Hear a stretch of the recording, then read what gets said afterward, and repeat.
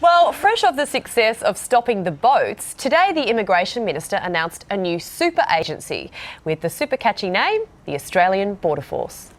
What's better than a government agency? A super agency!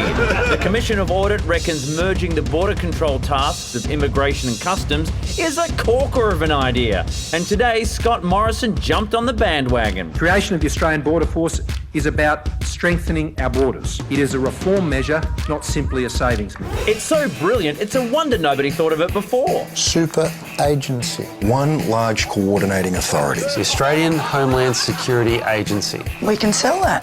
ARSA. Maybe not that big. But they can sell the crap out of a name like Australian Border Force. Customs, immigration, border protection and detention. When these powers combine, they form Australian Border Force. For your freedom, send back illegals, protecting civilians, saving taxpayers billions. Border Force, a super agency, reduce bureaucracy, super arsenal. Border Force. I'd watch that. The force won't just fight people smugglers, it'll cover detention centres, seaports and airports to crack down on all types of crime. The hundreds of millions in savings that will be achieved in the creation of the agency will be reinvested back into that agency. Customs and Immigration currently employ about 16,000 staff and cost over $6 billion a year. So you can expect some of the super savings to come from super job cuts. But the pain will totally be worth it, because Border Force won't just stop the boats, they'll stop them with force. Plus there might be action figures. Well, analyst Andrew McLeod has worked with the UN and the Centre for Strategic International Studies. Andrew, is this super agency a super idea or not? Look, I don't think the agency makes any difference at all to whether we're solving the problem. The current policy is, in many ways, putting a band-aid over the wound, but it's not dealing with the wound. But Andrew, we've stopped the boats, the people have stopped drowning, we have saved billions of dollars off the budget. Surely this just makes sense to go to the next phase, take some of the military aspect out of it and have an agency that looks after our border protection. But again, it's not the agency that's the question, it's what is the objective of the agency.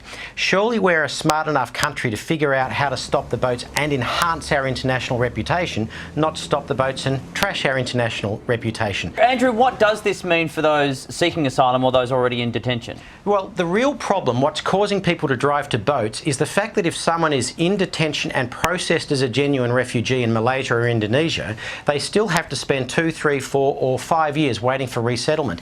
If we fixed the resettlement queue, there wouldn't be any demand for boats. Whether it's a standalone ministry that's wearing a red cape and flying around saying I'm Superman, doesn't matter one way or the other if our objective isn't right.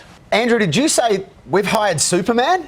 Oh, well, maybe we should hire Superman. You never know. Apparently, if he goes around the world the other way, time goes backwards. I remember that on a cartoon years ago. He's done his homework. But no, in all seriousness, regardless of what the administrative setup is, it's the objective we need to get right. We need to fix the queue now that we've stopped the boats, and we need to fix the queue as a regional partner. Well, we appreciate your thoughts. Thanks for your time, Andrew. Thank you very much.